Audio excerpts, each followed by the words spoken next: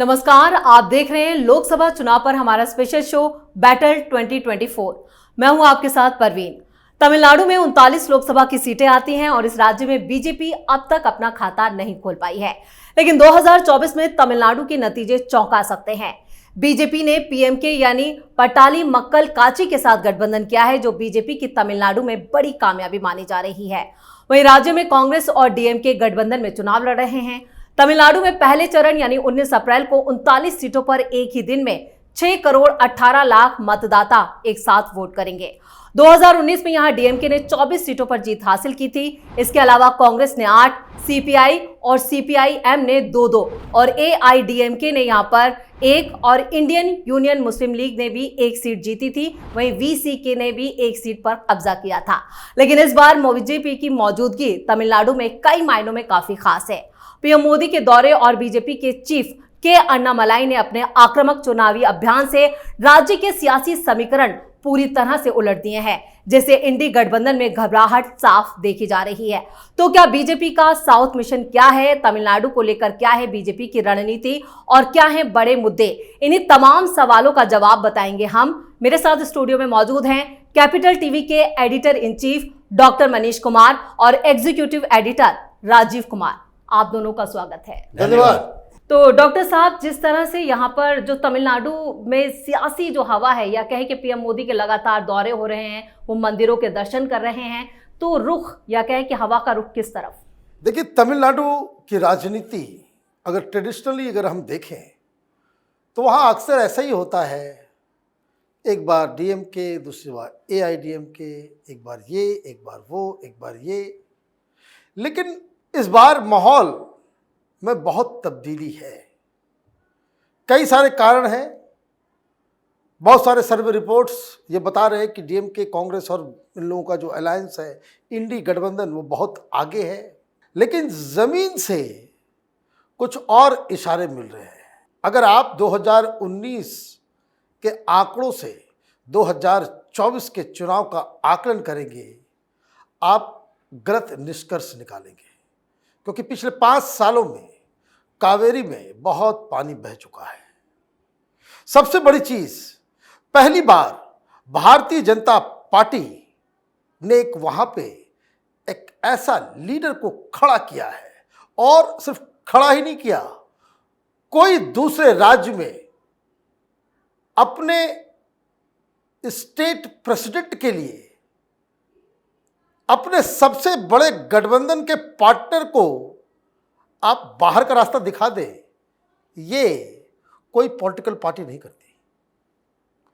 लेकिन वहां पे हुआ, एआईडीएमके ने शर्त रख दी कि भाई गठबंधन करना है तो अन्नामलाई को बाहर करो।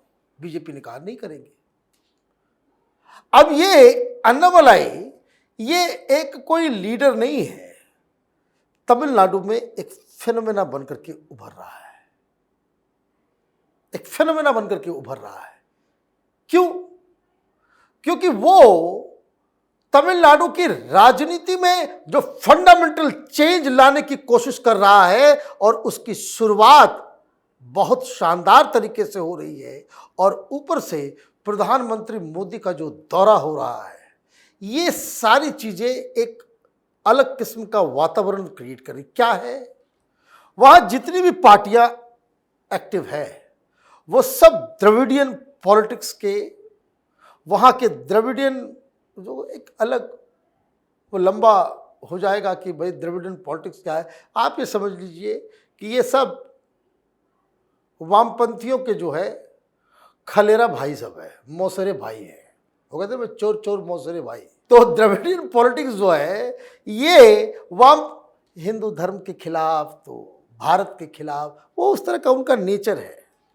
भारतीय जनता पार्टी ने तमिलनाडु में इस बार हिंदुत्व का इंजेक्शन डाला है। अन्नामलाई इसलिए एक फेनोमेना बनकर उभर रहे हैं क्योंकि वो एक तो यात्रा पर निकले हुए, और बहुत ही सक्सेसफुल यात्रा उन्होंने की, पैदल यात्रा, और हिंदुत्व, हिंदू धर्म और जो भारतीय जनता पार्टी की पहचान है, उस विचारधारा को लेकर के वो आगे बढ़े। अब कितना सक्सेस होंगे नहीं होंगे सक्सेसफुल किस तरीके से हम आके सीटों की संख्या से हम सक्सेस और फेलियर जांचे, वो अलग कहानी है। लेकिन वर्तमान में ये जरूर कहा जा रहा है कि अन्नामलाई ने वहां के वातावरण को बदला है और ऊपर से जो कहते हैं ना कि आइसिंग ऑन द केक, प्रधानमंत्री मोदी की पॉपुलैरिटी और जिस हिसाब से प्रधानमंत्री मोदी ने तरह तरह काम किए हैं, राजीव अभी बताएंगे आपको, वो सारी चीजें ये बता रहा है कि तमिलनाडु की राजनीति सदा के लिए बदलने वाली है। और अगर गट फीलिंग से मैं बताऊं तो जहां भारतीय जनता पार्टी कभी खाता नहीं खोल सकी, डबल डिजिट में भी सीटें वहां वो जीत सकते हैं। तो बीजेपी के जो हिंदुत्व के रथ पर बीजेपी सवार है, क्या वाकई में तमिलनाडु में एक करिश्मा होगा? देखिए, होने की संभावना तो है। और हिंदुत्व, राष्ट्रीयता, राष्ट्रवाद और हिंदुत्व, ये दोनों तरीके भारतीय जनता पार्टी वहां पर नए सिरे से ला रही है। राष्ट्रवाद की बात इसलिए कह रहे हैं क्योंकि ये जितने साउथ इंडियन स्टेट की बात जब होती है, द्रविड़ पॉलिटिक्स की बात होती है, तो उसमें क्षेत्रीयता को हावी किया जाता है। राष्ट्रवाद क्षेत्रीयता के ऊपर की चीज है और पीएम मोदी ने यह साबित किया है कि जहां जहां भारतीय जनता पार्टी है, क्षेत्रीयता कमजोर होगी, राष्ट्रवाद बढ़ेगी। और इसलिए हिंदुत्व के साथ राष्ट्रवाद को जोड़ा। इन लोगों ने, जैसे डीएमके, उसके साथ एआईडीएमके, ये द्रविडियन पार्टियां और उनके सारे सहयोगी पार्टियों ने भी उसी विचारधारा को आगे बढ़ाया, क्योंकि किसी के अंदर यह हिम्मत ही नहीं हो पाई कि आप उस विचारधारा के खिलाफ लड़ सकते हो। कांग्रेस की भी विचारधारा वहीं पर जाके सिमट गई, डीएमके की सहयोगी पार्टी बनके वहां रह गई है। लेकिन अभी क्या चल रहा है? अभी तमिलनाडु में व्यवस्थाएं बदल रही है। हिंदुत्व वहां पहले भी हावी रहा, लेकिन उस हिंदुत्व को राजनीतिक तरीके से मोड़ा नहीं गया। इन लोगों ने क्या किया? सॉफ्ट हिंदुत्व और साथ में उसमें उसको कमजोर करने के लिए क्षेत्रीयता उसके अंदर भर दिया। क्योंकि साउथ इंडियन मूवी में देखिए, तमिल मूवी में देखिए, ज्यादातर आपकी शुरुआत जो मूवी की होगी उसमें मंदिर दिखाए जाएंगे। हीरो वही ट्रेडिशनल ड्रेस में चंदन टीका लगाए हुए मंदिर जाता है। घर घर में पूजा पाठ की व्यवस्था देखी जा सकती है। लेकिन उस परंपराओं को क्या किया इन लोगों ने? उस परंपराओं को आर्य और द्रविड़ के नाम पर नॉर्थ इंडिया से अलग करने की कोशिश की, क्षेत्रीयता को हावी कर दिया और फिर डीएमके एआईडीएमके के बीच सत्ता का खेल चलता रहा। इस बीच ये अलग अवधारणा हुई है, जैसा कि डॉक्टर साहब ने कहा कि अन्नामलई ने इसी बात को पकड़ा है और इसका असर दिखाई पड़ रहा है। डीएमके, ये स्टालिन, जिस तरीके से उदयनिधि स्टालिन ने पिछली बार ये सनातन धर्म के इरेडिकेशन की बात कही, खत्म कर दो, ये बीमारी है, वो जो पूरे तमिलनाडु में घूम घूम कर जब बात करना शुरू किया इसके बारे में के अन्नामलई ने, तो उनके लोगों के खिलाफ एफआईआर दर्ज करना शुरू हो गया। ये एआईडीएमके और डीएमके दोनों एक हो गई। यहां तक कि एआईडीएमके ने भी अन्नामलई के खिलाफ बोलना, दिल्ली तक शिकायत करना शुरू कर दिया, लेकिन सुनी नहीं गई बातें। अब जो यही दिखाई पड़ रहा है कि डीएमके कितना डरी हुई है, गठबंधन सहयोगी बढ़ा रही है। यहां तक कि कमल हसन के साथ समझौता हुआ कि आपको हम राज्यसभा की सीट देंगे, लोकसभा में नहीं देंगे, राज्यसभा की एक सीट दे देंगे, आप हमारे लिए काम कीजिए। उनकी पार्टी है, वो इतने दिनों से चुनाव लड़ रहे हैं, 0 सीट मिली है लोकसभा विधानसभा में, उन्होंने मान लिया राज्यसभा भेज देना, हम स्टार कैंपेनर रहेंगे तुम्हारा।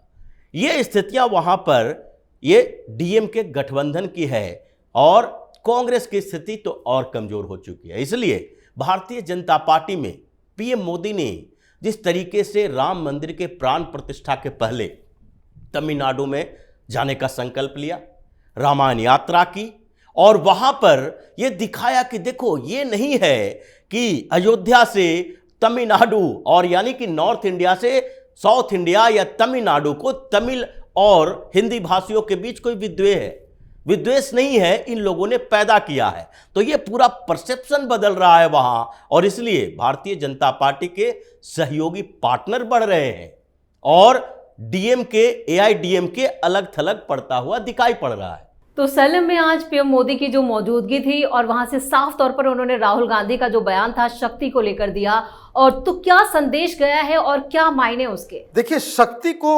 मुद्दा बनाना प्रधानमंत्री मोदी के लिए ये भी जरूरी था, क्योंकि आप देखिए, राजीव ने जैसे बताया कि वहाँ पे ऑलरेडी एक हिंदू ट्रेडिशन चल रहा था।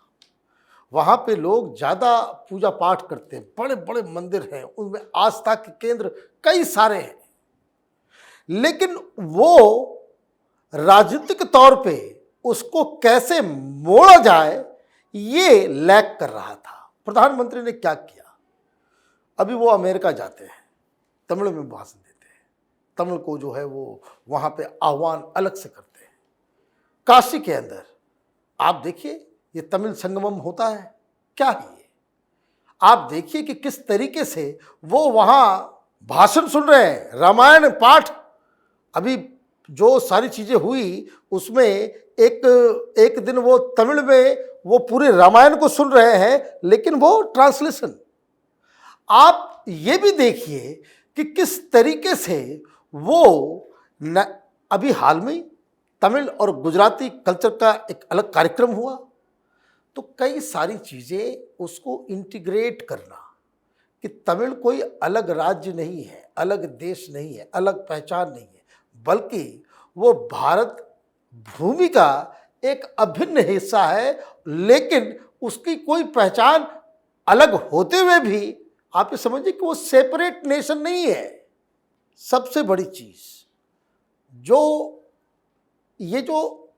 हिंदुत्व के साथ जो तमिलनाडु में एक्सपेरिमेंट हो रहा है, कैसे हम माने, कैसे हम ये समझें कि भाई ये ज़मीन पे इसका कुछ असर हो रहा है।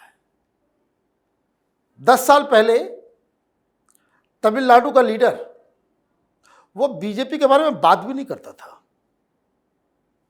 डीएमके वाले, एआईडीएमके, डीएम, अब ये देखिए डीएमके है, भारतीय जनता पार्टी कहीं नहीं थी वहाँ पे, तो अटल बिहारी वाजपेयी के साथ डीएमके सरकार बनाई ना। आप बिल्कुल ही माइनर प्लेयर थे, आपकी मेहनत जमीन पे असर ला रही है, उसको कैसे मापे?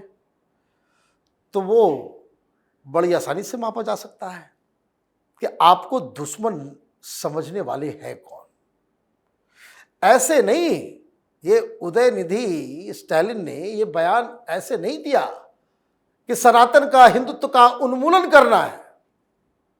इसका मतलब पीड़ा हो रही है, उनको समझ में आ रहा है कि जो भारतीय जनता पार्टी ने नई किस्म की राजनीति शुरू की है वो उनको डेंट कर रहा है।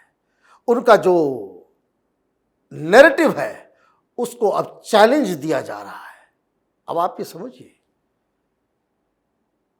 ए राजा वो भी वैसे ही भाषण दे रहा है। ये सारी चीजें क्यों हो रही है?